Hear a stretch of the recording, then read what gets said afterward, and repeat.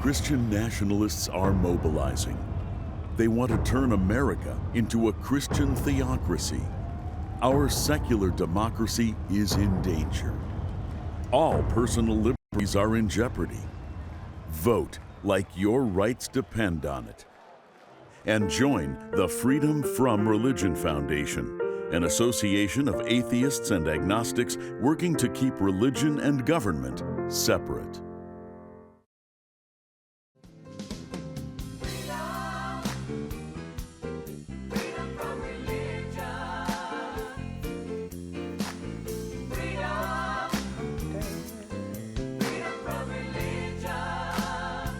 Hello and welcome to FFRF's Ask an Atheist. I'm Liz Cavell, Deputy Legal Director at FFRF. I'm joined by staff attorney Chris Line. Hi, Chris. Hey. And today we're speaking with the host of an award-winning podcast on the NPR network that's been taking an inside look at the Christian nationalist movement in America. Season 1 of Extremely American covered the intersection of militia groups and mainstream politics. And the new 8-episode season follows the movement through Christ Church, a far-right institution that's working to spread its influence across the country. So before we introduce our guest, let's play the trailer for Season 2. That's what we're talking about today. I think the Christian faith is the ideal moral doctrine and principles for a thriving society. And the farther you get away from that, the more in chaos we descend. Christian nationalists want to turn America into a theocracy, a country ruled by biblical law. So I'll tell you straight up, as a Jewish American, I hear that I can't run for office, other non-Christians can, and I have to admit, it's a little terrifying to me. Yeah, because your worldview is not good for society.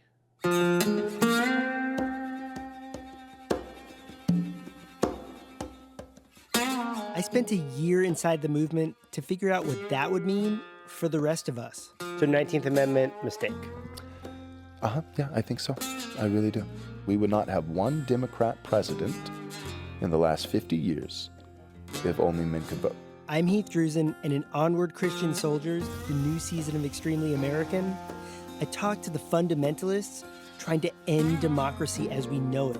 So theocracy is an inescapable concept. And the people fighting against them. I think there's probably nothing scarier for people like Wilson and Nance and all of the people in that community when the women that they have downtrodden and they've abused and they've taken away their voices and have told them that they must submit and obey actually start speaking up and telling their stories. The new season of Extremely American from Boise State Public Radio, part of the NPR network.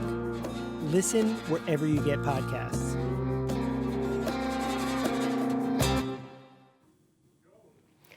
Joining us today is the host and creator of the Extremely American podcast, Heath Drusen. Thank you so much for joining us, Heath. The podcast is amazing. We're so excited to talk to you about it. Thanks so much. It's great to be here. And as always, we want to hear your thoughts on the topics we discussed today. So please leave your questions in the chat below or email them to askanatheist@ffrf.org. We'll try our best to answer your questions live during the show. So you centered Season 2, Heath, Onward Christian Soldiers. It's centered around this Christ Church in Moscow, Idaho, not to be confused with Moscow. So basically, just to kind of start and orient our audience where you start, what is Christ Church? Why is it significant? Why did you start there? So on the surface, it kind of looks like Christ Church is this local church in a town in north central Idaho, which is a pretty rural area. Most people aren't familiar with it, I imagine. Living in Idaho, I know that most people aren't familiar with Idaho in general because they usually mistake it for Iowa. But this church, while it started as this kind of local Calvinist fundamentalist church, what's interesting about it is they've really built a national presence over the decades. And the reason I was interested in it was for two reasons.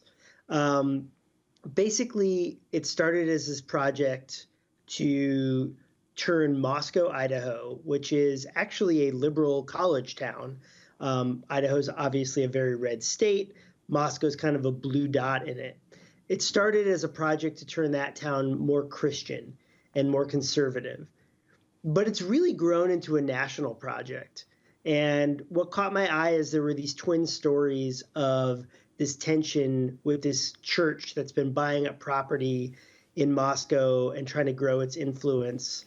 And then on a national scale, it's been really kind of rising with the Christian nationalist movement and becoming a player in that, partly through this decentralized media that we have today, where they've been very savvy about having these streaming shows that have been popular, having homeschool education materials, and a network of schools across the country. I'm sure we'll talk more about all of that. But that's, in a nutshell, what got me interested was there's a tension between a small town and a church, and a tension between a secular country and a group of people who want to make it a theocracy. Yeah, it's so compelling to kind of hear you. I mean, we heard in the trailer that you kind of sort of embed with these people for a year, kind of reporting on the church and then the wider story. And I sort of picture it as, over time, they sort of realize at some point that you're Jewish. And so they're sharing all of these, theocratic ideas with you. And, you look like a passable Christian nationalist bro. And so maybe it's not obvious that you're a Jew. But just sort of it just created such an interesting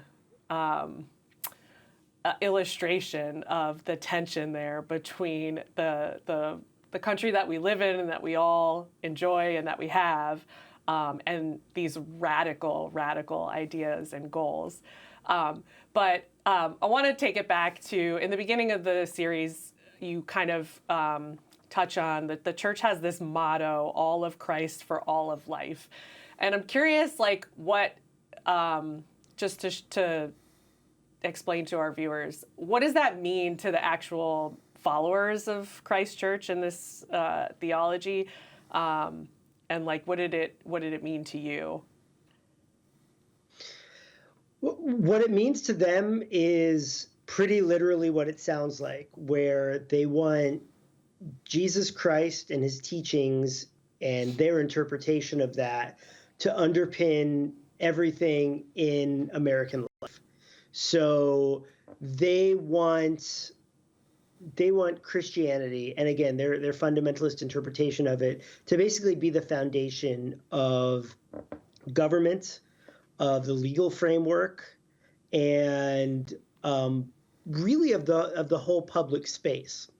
So they want Christianity to be infused with every aspect of life, and it's not big tent Christianity either. I mentioned it in the podcast, but if you're Mormon, if you're Catholic, that doesn't really fit with their really strict Protestant views. So when I say Christian, it's a very narrow band of Christianity in their minds. Yeah, one thing that kind of struck me in listening to the podcast was sort of the way they're less broad yelling about Christian nationalism, their views and stuff, and very this almost intellectual Christianity where they've got sort of, it's all biblical logic, if you will, but it's very and especially the way they talk to you and things, it's very matter of fact. Very this is the facts. I mean, this is what it says. Sorry, Christians should be in control of everything. You shouldn't really get a vote in society as a Jew or as someone who's non-Christian. And they're not saying it in the irate sort of angry way that we see a lot of Christian nationalists in other places. It's a very oh, well, this is just the facts, and we're just sharing the facts with you kind of a thing that just is very alarming. I don't know. It was weird to see. Right. I mean, and not only are they well, you're not gonna have these rights, but you're gonna be better off, and you're gonna thank us for it, which was fascinating because, yeah, they're very smart. if you have an idea of Christian nationalists as sort of fire-breathing nutcases, which I think a lot of people do, that's not the case. They are really intelligent, and they have a strategy, and they take stances that are not popular. And so in that way, I guess you could say strategically sometimes it's not the smartest, but that's what they believe. But when it comes to just being very calm and cool about it and explaining their positions, even positions that would be anathema to the vast majority of Americans, like stripping women of the right to vote, they explain it in a very, I guess you could say, I mean, palatable is sort of a weird way to say it, but they really, they don't come across as crazy people by any stretch, and they're very good at explaining their positions in a way where you're kind of like listening and going, okay, and then something comes up where it's like, oh, wait a second, but that means that I lose my rights, and it sort of sneaks up on you. Yeah, no, they're very sneaky. I know. One thing that really stood out for me the other day, I was re-listening to it, was when Doug Wilson talks about how, his wife is subservient to him. She has to obey him. But then he says, but to try to like make that more palatable, like you said, he just says, well, we've been married for 45 years, and only 3 times did I have to like use that, authority that she has to obey me, to kind of make it sound like... I think it was 5 times, but still. Yeah, right. A bargain. I know, but it feels very much so. It feels very much so like I only have to, this is a bad thing, I only have to whip my slaves a couple times, and it's like, oh, weird. They just, the rest of the time they're on board with it. It's weird, and I think obviously that probably plays into it a bit.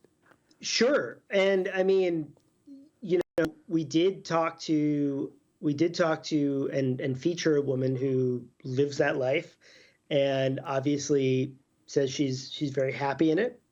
And there are women who live that life and say that it works for them. Now, of course, the flip side of that is, we had a pretty gripping story from a woman who got out of that life, and what she basically told us was like, well, yeah,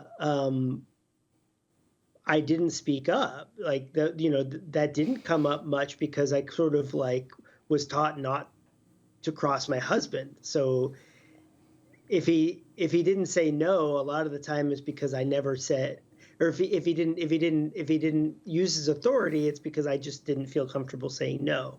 So, that's the flip side of that.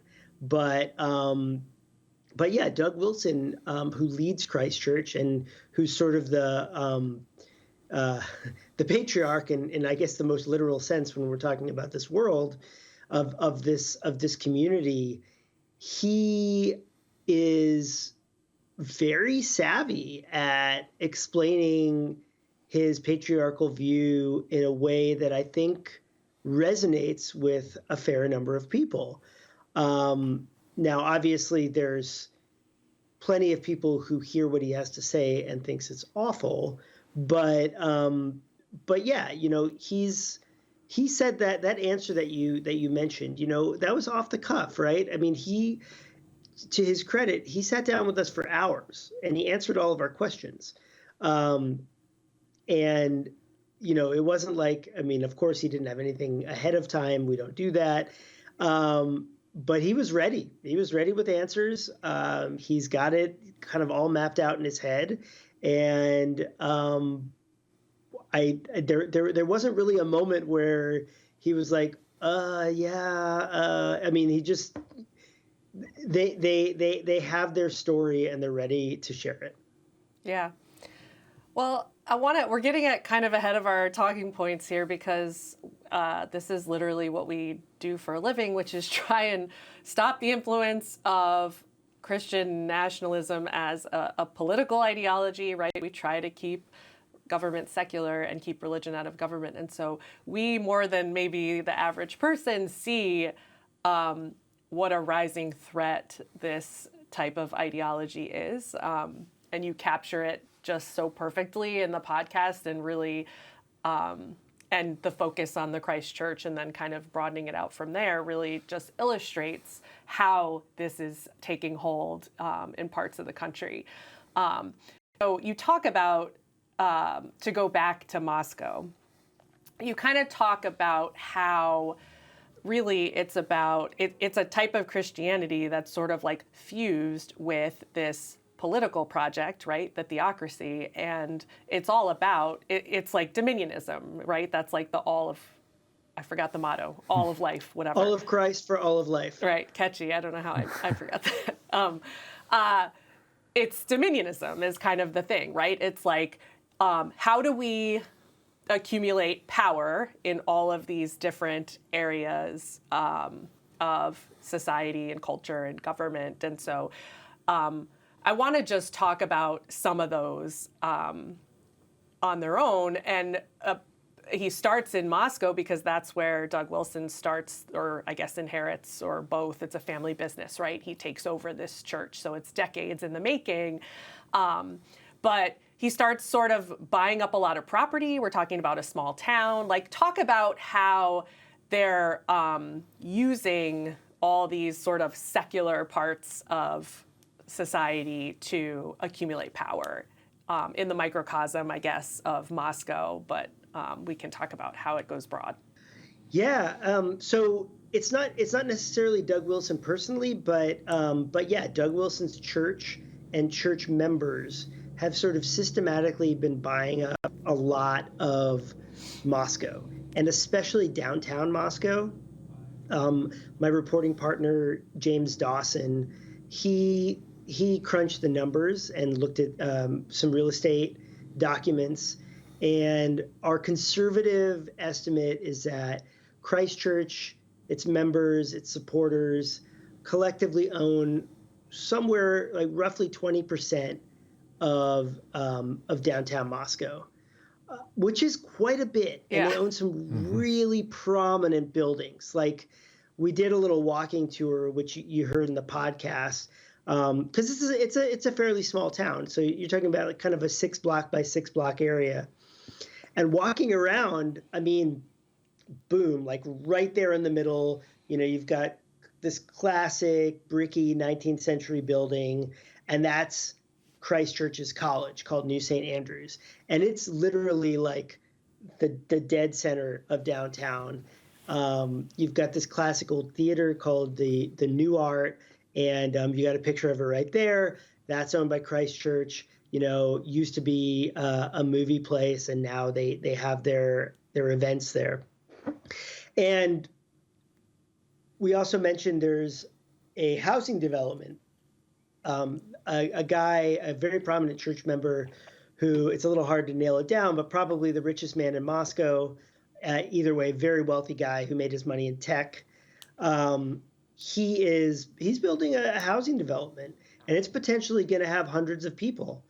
Well, that's hundreds of voters in a town of 26,000 people. So you can see how this starts to really influence the community. And they want it to be a blueprint for other churches. So it's not just that they want to influence Moscow. Sure, they do. But they want to help other people influence their communities. So it's a real long game, and they're very patient, and they want to teach other people how to do it in other places and replicate it. And yeah, that's sort of their strategy. They've tried the electoral route.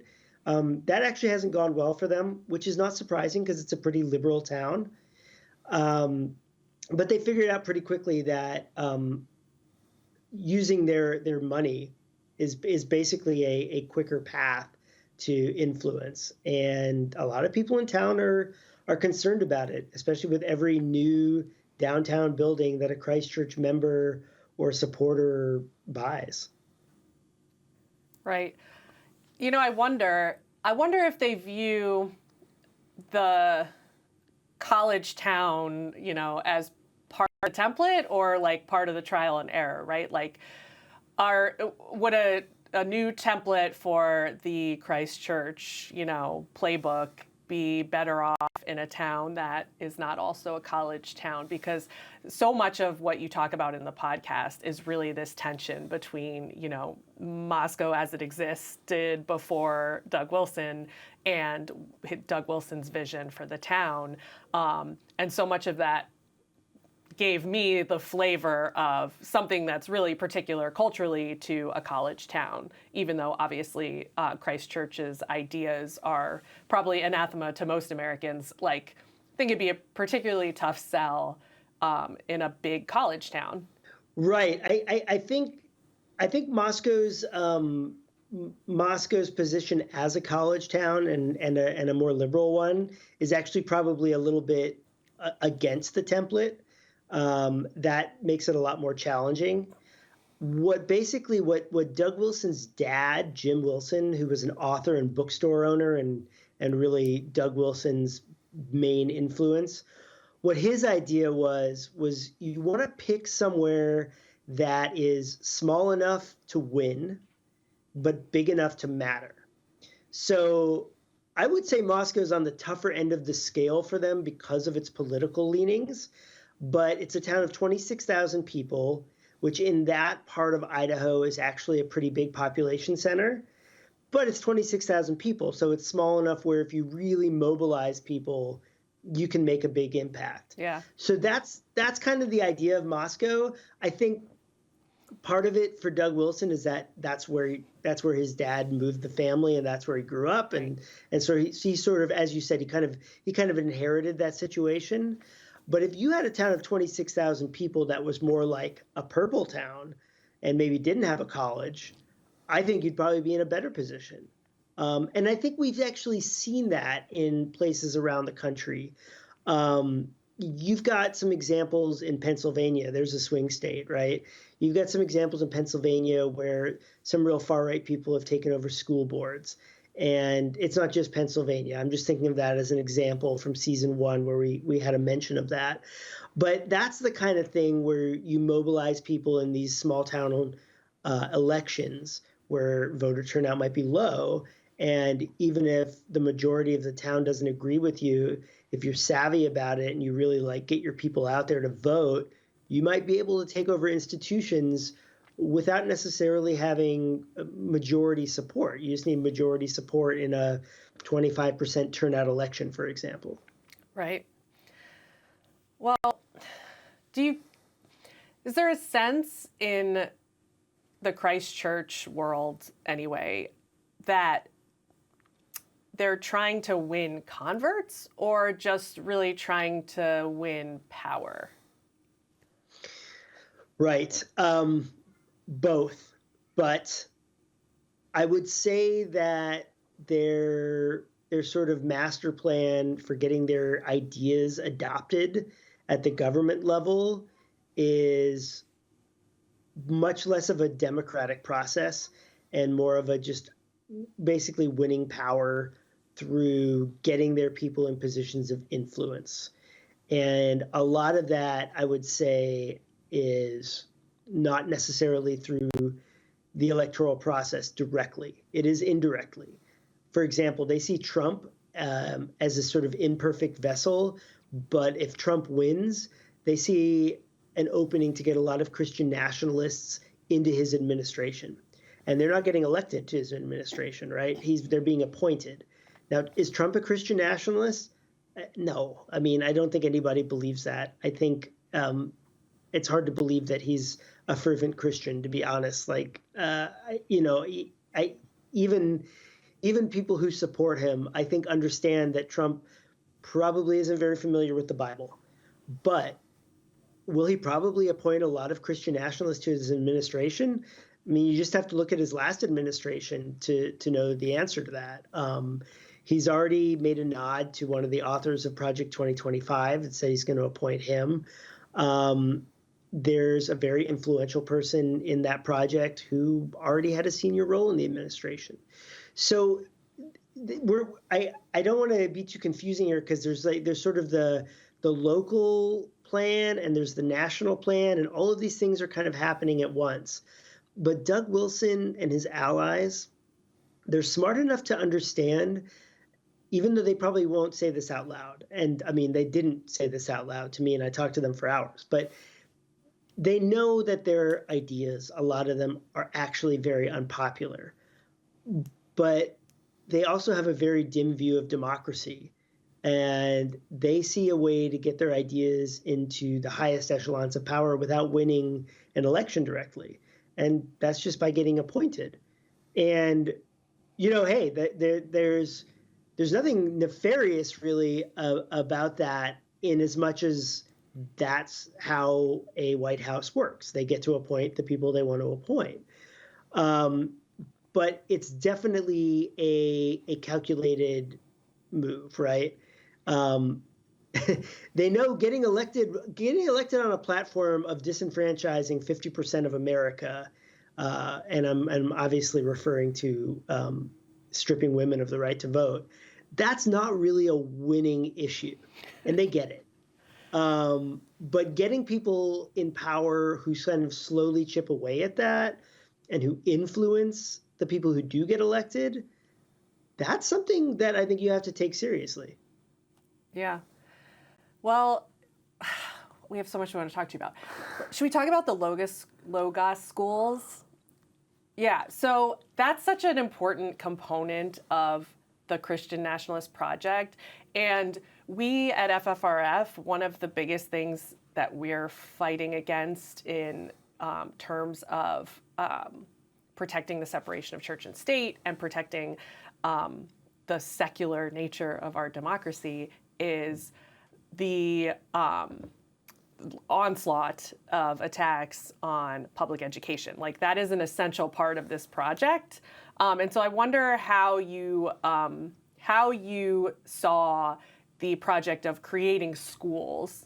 These are like sectarian schools, and then of course they opened a sectarian college to sort of rival the university, the public university in town, but also the creation and proliferation of these Logos schools. And like, how did you see that as part of the project for growing the Christian nationalist movement? I mean, that's probably it probably is Doug Wilson's greatest achievement. And man, he's been extremely effective. So Doug Wilson, he started really small. He started a school called Logos in Moscow, and it was a handful of kids in a basement. It was nothing. It has grown in Moscow to be about a quarter of the size of the entire public school district. Wow. Which is that's a big effect in a small town. More importantly, he's been able to outsource that to almost every state in the country. So he has a network of schools now called the Association of Classical Christian Schools, ACCS, and they have nearly 500 schools across the country. And the whole idea, I talked about how they understand that their ideas aren't very popular right now, and it's hard to get elected on some of their platforms. Well, he's trying to create the next generation of kids who do believe in that. And so he's basically creating a kind of a cradle to bachelor's degree pipeline where kids, their entire education is in this very strict fundamentalist Protestant worldview that Doug Wilson believes in. And they want these kids to go through the pipeline and come out of it. And these are, I'm paraphrasing, but it's Doug Wilson's words. He's like, he told me, he's like, we don't just want them to bowl people over at Toastmasters, as nice as that would be. We want them to argue cases in front of the Supreme Court. We want them to write best-selling books.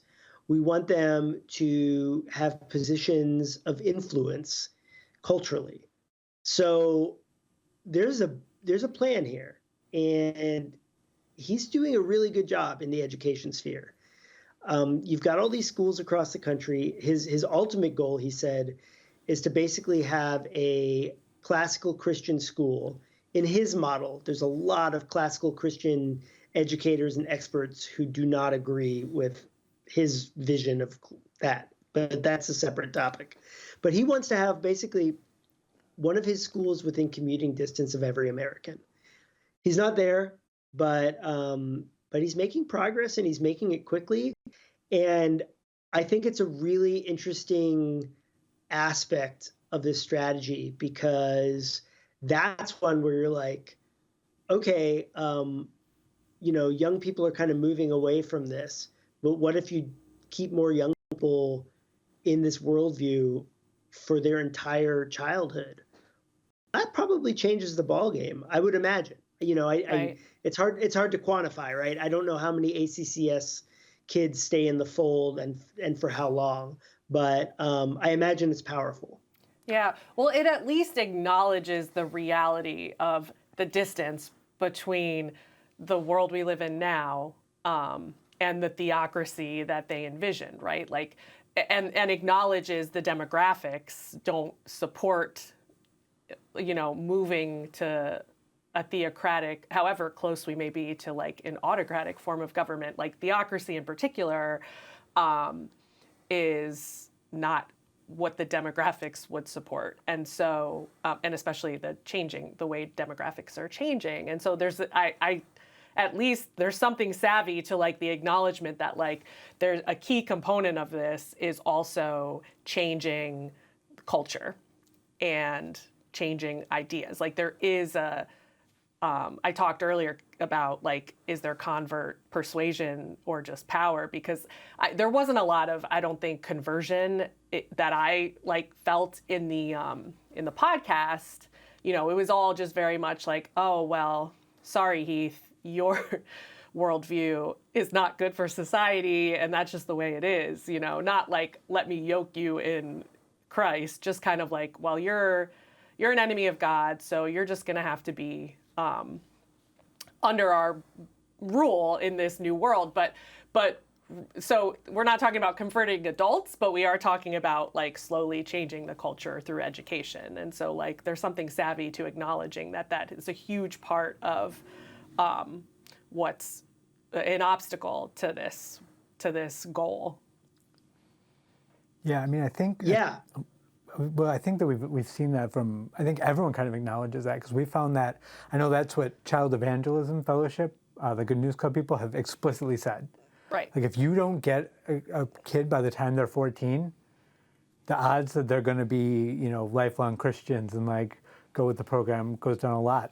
Our own research that we've worked on has found very similar, that really whether you're going to be sort of going with this ideology that they have, or you're going to be more secular or non-religious, really is developed when you're young. I mean, obviously we know there are people who do convert later, both to and from religions as adults, but it's much less frequent. I mean, you really lock in your worldview as a kid. So that's what's so terrifying that, Heath, that you guys show in this is just all that groundwork, the legwork, like we see the politicians who will go out and make the Christian nationalist statement, and do things like that to kind of court voters and stuff. But these are the people doing the like day in, day out work to like actually make this happen. That's so terrifying. And it's great that you guys were able to reveal and shine a light on what's going on in sort of the shadow, that we're not all seeing all the time. I think that's what's one of the most powerful things about your podcast.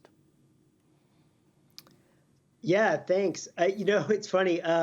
Something I probably should have included in the podcast was that the guy you mentioned, Gabe Wrench, who talked about my worldview being bad for America, he did actually try to convert me. He did. I bet. Yeah. He did. In that same conversation, he actually gave it a try. He gave it the old Bible college try. He did. So that it's not like that isn't part of the idea. They are certainly trying to convert people. But I think they understand that converting the entire world is a much more long-term project than potentially influencing vulnerable the government. Children. Oh, the government. Well, the same, right? Where through influencing kids who then go on to have positions of power, either in government or influencing government. They get that like. They can make that cultural change faster than knocking on doors and converting the rest of the world. So, they would tell you they want to do both, and I think they do, but they're very pragmatic Christian nationalists. Like they want to win. They're not just sort of pie in the sky, like, well, like, it'll all work out. They are very pragmatic and say, like, we have to make it work out and we need a plan. And they're happy to tell you what that plan is, which is why you heard so much sort of wild stuff that was said right into my microphone, because they're proud of what they're doing and they want to talk about it.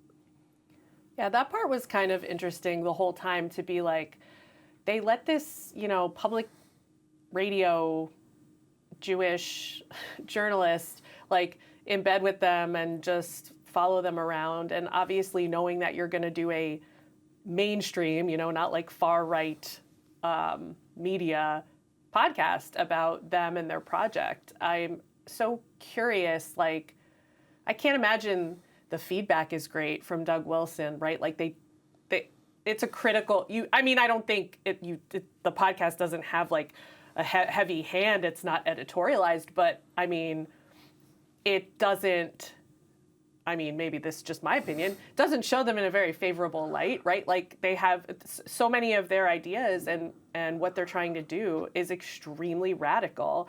And there's no hiding that. So I'm just so curious, like, yeah, they're not doing this secretly. They're proud of all they've accomplished, especially in Moscow and especially with Logos. But what's been the feedback? And like, it's not like you were undercover. No. What do you think was their aim, and how do you think they're reacting to their portrayal? So I was a little bit surprised at the amount of access that I got. I thought one of the problems I might run into is people not wanting to talk to me, but I would say we had the opposite problem. We just had so much material because almost everybody talked to us that we had to make some really, really hard decisions about what we could use and what just didn't fit in time-wise. I think there's a few things working here. As I said, they're proud of their plan and they want to talk about it. They don't want to shy away from it. So that helps.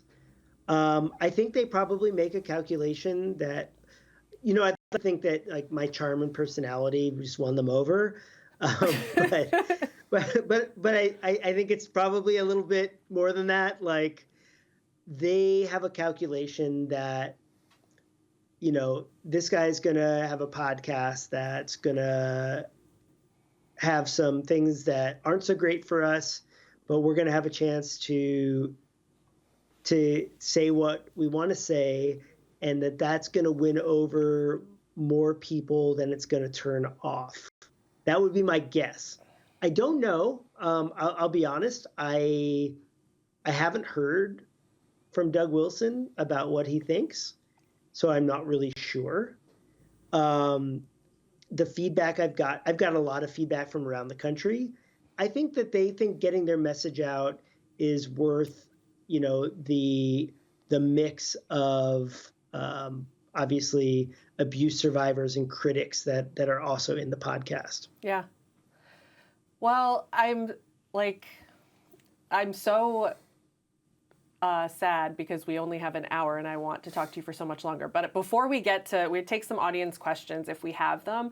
But before we get to that, I really want to talk about the, and kind of the abuse survivors and just the women of it all, right? Like, I'm a woman. I really want to talk about like the patriarchy piece of their movement and their vision for the country, and how unbelievably radical and how much of the dissonance really like shows when you talk to them about that. Like, nothing was getting my like blood boiling listening to your podcast more than hearing the the Christian nationalist bros kind of describe the goal, both like trying to package the whole head of household voting system, right? One household, one vote kind of vision for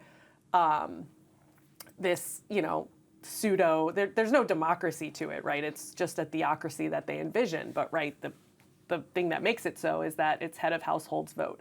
So women don't have a vote as such, but we do get influenced by being part of a household married to a man. But then, in the next breath, talking about how the 19th Amendment was on balance a bad idea. And if you just took all the women out of the voting population, we wouldn't even ever have to worry about, liberalism or progressive gains or democratic elected officials. I'm so interested in like what that felt, how you process that. Like just as a woman, it's like the dissonance of like our wives will get to influence our votes. But if you took them all out of the population, things would be so different. It's like the acknowledgement that like, and like you do the math, like many of us are married to cis straight men, and yet look at the gender gaps in our voting behavior. Like we're married to men that we don't agree with politically, many of them, even in Doug Wilson's neck of the woods. How do they, obviously patriarchy is the answer. They don't care. It's about subordinating women and their votes and their opinions. But how did that strike you? And like, how did that come across to you in terms of like what the sell is? You can strip everything else away, but they want to disenfranchise half the country. And that's not my opinion. That's what they told me. That was an almost 100%, a view that they were almost 100% in agreement on, that women should not be guaranteed the right to vote. And how did it strike me? I have a daughter. I'm married to a woman.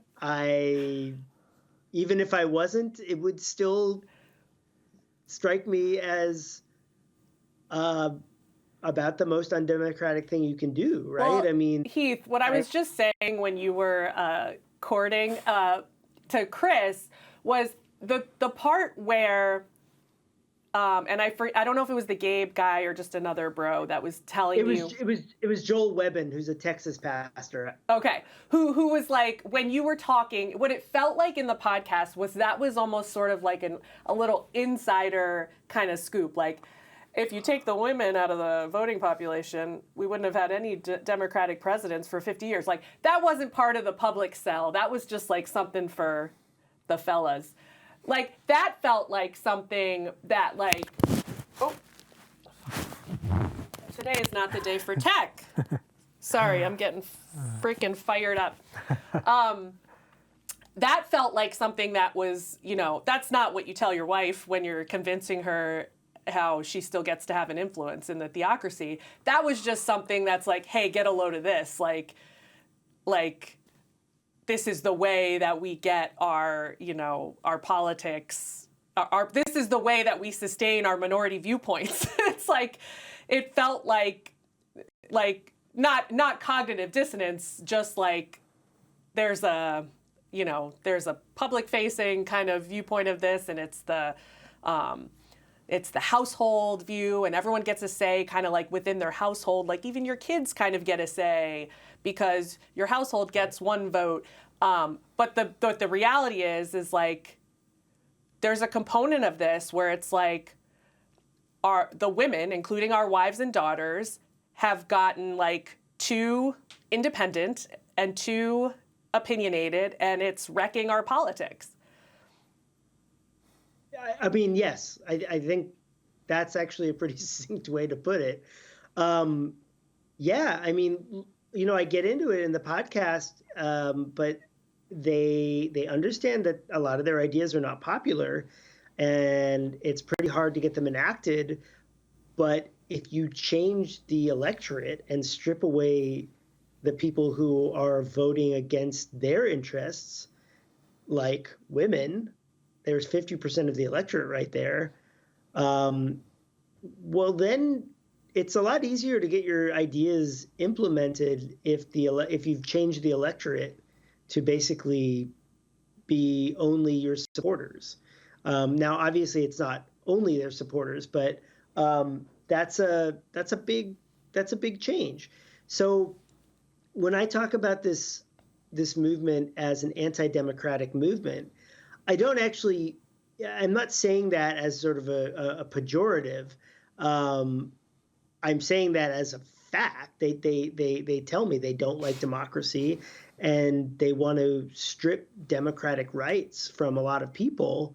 And yeah, so that's not something that's in the brochure necessarily, because they know that's not popular. But ultimately, they want the electorate to be a fraction of what it is right now. They talk a lot about going back to only property owners being able to vote. I mean, we're talking about some really anachronistic ideas. And if you enacted all of the things that they said, I'd have to do some serious math, and I don't even know if it would be possible. But I mean, we're talking about, like, I don't know, a quarter of the electorate actually being able to vote, or I mean, some tiny fraction. And if you get rid of enough people who don't agree with you, well, then obviously it's a lot easier to get people elected and get your ideas elected. Yeah, you don't say.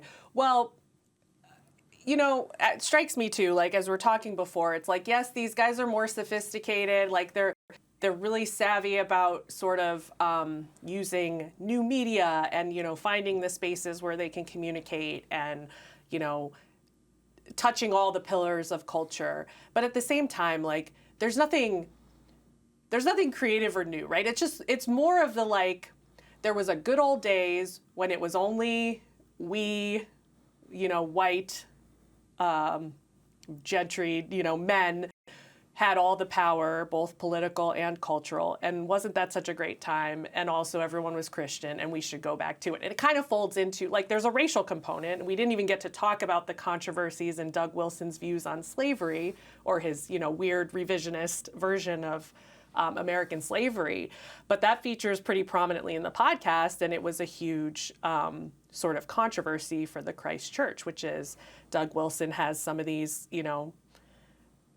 we've heard a lot of this actually in the public domain lately, even from, like Florida politicians and, lots of politicians, Christian nationalists, this revisionist slavery wasn't so bad. And actually, I can't even say all the things, but the point is, he thinks the Confederacy was correct, were the good guys. Yeah, exactly. There's a racial component is my point. It's not just, it's not just the Christian patriarchy and, it's not just about gender roles and norms. It's actually, there's also a huge racial component to it. It's just the same old, let's go back to the white Christian supremacy version of America that exists in the imagination or in the imaginative past. It existed somewhat in the past, but I think this version that folks like Doug Wilson have created is revisionist. I mean, there's a lot of nostalgia for a world that I think a lot of people would say didn't really exist. Yeah, there's a lot of nostalgia for a kind of 1950s world where everybody was so much happier in their, traditional families, that kind of thing. You hear that a lot. They want to go back. They want to go back to a world where I would say a pretty big segment of America would probably be like, well, was that good for us? I don't, but that's a big component of what they say. There's a lot of talk about the good old days. And I think that's actually really important to their message. And that's actually an interesting connector with a lot of far-right groups, You'd hear that a lot with militias too. Now militias and Christian nationalism, there's overlap, but not the same thing, and some of them don't agree with each other. But that nostalgic view of the past is actually a huge selling point, and I do think that resonates with a fair number of people. Now that doesn't mean it's correct. It doesn't mean that the past was looking through rose-colored glasses at the past is accurate, but I do think it is sometimes effective. Yeah, I think that's right. Well, I want to get to a couple of questions here, Heath, audience questions, before we run out of time. So, if Christchurch succeeds in mobilizing people in Moscow, will it succeed elsewhere? Are there specifics to that community that we kind of touched on this, but I want you to expand. Are there specifics to that community that would only work in similar type areas, or do you think it's replicable elsewhere, or it could succeed elsewhere? I think it can succeed elsewhere, and part of that is what we talked about before, where Moscow is almost like a really difficult hill to climb for these guys. They're sort of deep in enemy territory politically. So I do think it's replicable, and I do think what they're doing with spreading these schools around the country helps. We didn't even talk about how they're opening churches around the country and even outside of the country. They have a whole umbrella group that has similarly minded churches around the country to influence communities. So yes, I do think it's replicable. I think the trick is that, not everybody's as patient and as diligent as Doug Wilson. Like, the guy's played a 50-year game, basically. Yeah. But if you can find enough people who are willing to really go at it at the local level like he has, I think that's possible, and I think we are seeing it in some communities.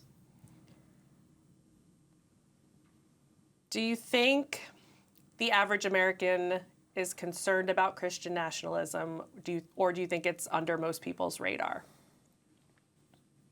I think it's under most people's radar. I think Project 2025, this 900-page blueprint for inserting more Christian nationalism into government, has opened some people's eyes to it, because it's become a campaign issue in the presidential campaign.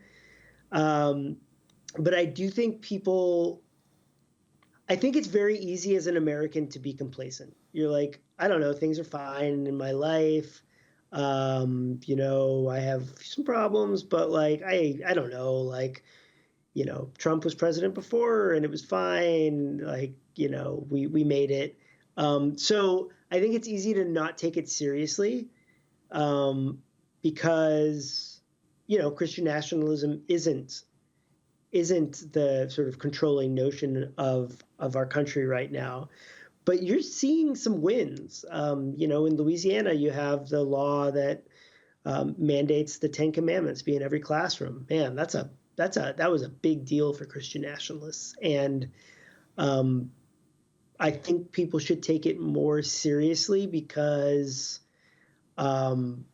Christian nationalists are very serious about it. And they're certainly not going to take their foot off the gas pedal. Yeah, I think that's why it's so important that your podcast did this and brought this local thing to the whole wide world. I mean, we've known about it for a long time. We've been pushing it here. Our co-president, Dan Barker, has actually debated Doug Wilson 2 or 3 times in the 90s and early 2000s. Yeah. So we've known, we've been, they've been doing their long game. We've been doing our long game, trying to protect the separation of church and state. So I think all the more important that, big mainstream, awesome people like you, NPR, being willing to get out there and show this to the whole world so that we can properly fight back, because we actually know, you need to know what's going on if you're going to do anything about it. So thank you again for that. Yeah, thanks. We're running out of time, so I think I'm going to leave it there. But I do want to say we're total fangirls. We both love the podcast, and I so appreciate you taking the time to come on, and we'd love to talk to you again sometime. I wanted to ask, because we wrote it down, and I'm super curious. Is there a season 3 of Extremely American, or did anything in your reporting on Onward Christian Soldiers sort of get you onto another kind of tangent for a next season? So the answer to the last question is yes. Definitely sent me to some places where it made me think about season 3. I'm discussing season 3 right now, so I'm hoping that there will be one. There's a lot of interest, and season 2's taken off. We've got over 500,000 downloads, and that sort of has made me think very seriously about another season. So stay tuned. I've got some ideas I'm talking about, and I'm hoping that we can do at least one more. Well, that's awesome news. And if you're watching this right now and you haven't listened to Extremely American, especially season 2, but also season 1, where can people find it? And just make sure that you listen to it. Yeah, it's everywhere you find podcasts. So Spotify, NPR One, Apple Podcasts, it's there. Just look for Extremely American and you can find it. And yeah, you got 2 seasons to binge. Yeah, and it's definitely a binge. Everybody check it out. And thank you, Heath, so much for talking to us this week. We really appreciate your time. Thanks so much for having me. I loved the conversation. That wraps up this week's episode of FFRF's Ask an Atheist. A new episode of our broadcast TV show Free Thought Matters airs this weekend. FFRF's co-presidents Annie-Laurie Gaylor and Dan Barker will speak with author Brenda Winapple about her new book, Keeping the Faith, recounting the Scopes monkey trial. We should be clear about the Tennessee law that was passed in 1925 basically said you can't teach evolution in science classes, and you can't teach evolution in science classes because it conflicts with the Bible. By this time, 1925, Clarence Darrow had broken entirely with William Jennings Bryan, whom he thought was a fanatic when it came to Christianity and beliefs in Christianity, literally taking the Bible literally. So when John Scopes, when that law was passed, the community in Dayton, Ohio, a member of the community, read an ad in the Tennessee paper that said the ACLU, American Civil Liberties Union, would back anyone who broke the law. They wanted to use it as a test case. You'll be able to watch that episode soon on the FFRF YouTube channel. And don't miss our weekly radio show, Free Thought Radio. This week, Annie-Laurie Gaylor will speak with Pulitzer Prize-winning journalist Linda Greenhouse. You can find Free Thought Radio at ffrf.org/radio or wherever you get your podcasts. And be sure to check out We Dissent. The latest episode dropped today. We Dissent is the only podcast hosted exclusively by women, constitutional lawyers discussing state-church separation. Listen and subscribe to We Dissent wherever you get your podcasts. Check us out online at we-dissent.org. Finally, if you want more information about the Freedom from Religion Foundation, check out our website at ffrf.org. If you're a member already, thank you. If not, please join us. And we will see you next time on FFRF's Ask an Atheist.